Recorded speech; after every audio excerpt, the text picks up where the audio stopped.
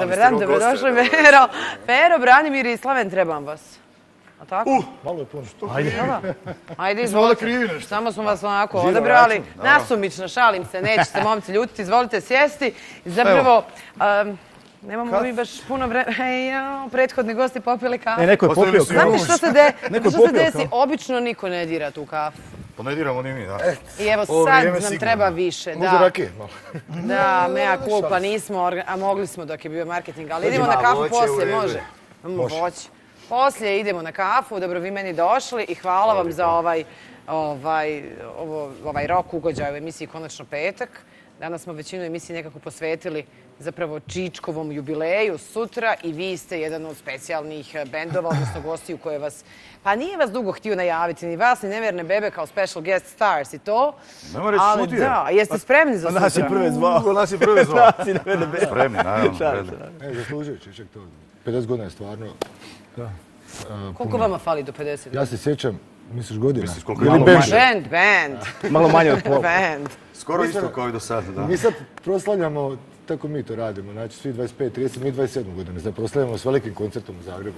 Da, i to u Domu sportova, jel? Da. 16. 11. Iduće subote, znači u Zagrebu, Dom sportova. Pa Ali prvo Sarajevo. Da, kako shvatam, vi ste onda u periodu intenzivnih proba i vi ste potpuno uvježbani, jel da? Pa šta onda, ajde, onda nam i ukratko samo recite ovo što sutra spremate za rock maraton pa ćemo... A pošto nema puno vremena ni sutra jer je stvarno program ogroman i šarolik, dobili smo priliku odsvirati 4 svoje skladbe, ali mi ćemo malo požuriti pa će biti vjerojatno i 5. Malo pogledati u prošlost, pa malo danas i u budućnost, znači pjesma nova, ova. Karta do prošlosti, da. Karta do prošlosti, treba mi nešto jače od nas prvog albuma. Uzalud sunce sja, pjesma koja nas je ponovo vratila na put 2009. Jedna od balada koju imamo od početka, ali vidjet ćemo, birat ćemo jednu od 2 balade sigurno, ali vidi, ako bude vremena, svirat ćemo koliko god bude to negdje se moglo stisnuti. Čičak je to vrlo ambiciozno najavio, to vam je jasno, kaže 10 sati, ali dobro, hvala vam u svakom slučaju evo što ste tu, što ste došli. Nastupali ste za one koji možda ne znaju, kao predgrupe brojnim zvijezdama, od Whitesnakea do Bon Jovi, ali da, u Zagrebu. Ja, hipnost. Da, kome bi vam bio još izazov nastupiti? Pa klincima ovim koji su sad nama predgrupa u Domu sporta. Da izdržimo toliko. Da izdržimo toliko.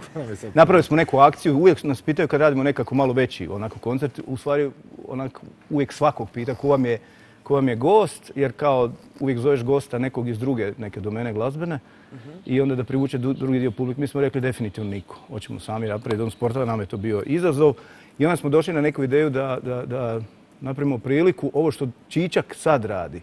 Mi smo u ovom vremenu napravili, neki dan smo se sjetili, u principu smo napravili virtualnu gitarijadu, jer na gitarijadama su uvijek generalno birao najbolji bend. Prijavilo se 20 bendova, 10 bendova je bilo na društvenim mrežama, su ljudi glasali.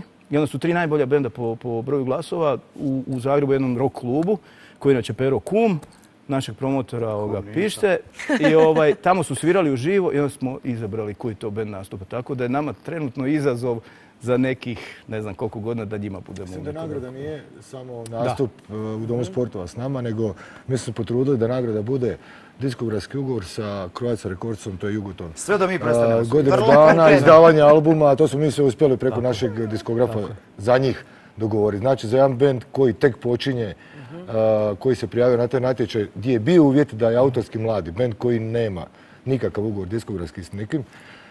Pa može li bolja i veća nagrada? Čak nam se iz BiH prijavila 3 benda. Je. Bilo je iz Tuzle. Iz Tuzle, iz Tomislavgrada i Bihać. Bihać. Ne, iz Bihaća su 2 benda. Iz Bihaća, da. Ok, super je, jako dobro što ima mladosti koja to radi. Šta je sa Sarajevom? Nekada smo bili... Pa evo, sad smo mi došli. Čičak radi na tome da bude Sarajevo ponovo rock grad. Čičak je rekao da ćemo se malo potruditi više nego do sada. Ovo je prvi naš zvanično javni nastup u Sarajevu sutra, dakle, pred publikom sarajevskom, što nas jako veseli, bez obzira na vrijeme koje ćemo dobiti u programu, bit će svima isto. Naravno, nastojat ćemo biti najbolji što može biti, upucani smo, navježbani, svakako i za Zagreb, ali za neka nova vremena možda to sad otvori nama neka vrata, da u Sarajevu napravimo svoj samostalni jedan koncert.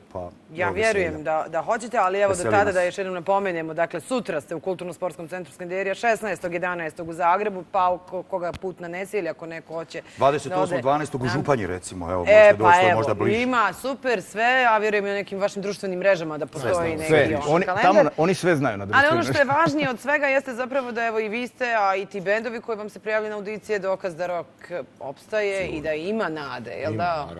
Pa nikad rock'n'roll nije ni maknut, to je samo priča, uvijek je rock'n'roll tu. Svjetski Samo iskoči malo jabuka, malo kruška, malo neka banana, više, ali sve se to opet zavrti u svijetu, rock'n'roll uvijek i zauvijek će svira, to je sigurno. Ali zašto? Zato što nema odustajanja od toga, nije lako, ni malo, to je sigurno. 27 godina opće opasnosti, to je teret bio velik, ali okej. Izdržali jer smo na svom putu, to smo zamislili, tako mora ići. Tako i sva ova mladost koju sad spominjemo, ako ima volje i želje, rock'n'rolla će biti sigurno uvijek, a dok smo mi živi, zdravi, sigurno. Sjajno i zbog toga vam se evo još jednom zahvaljujem.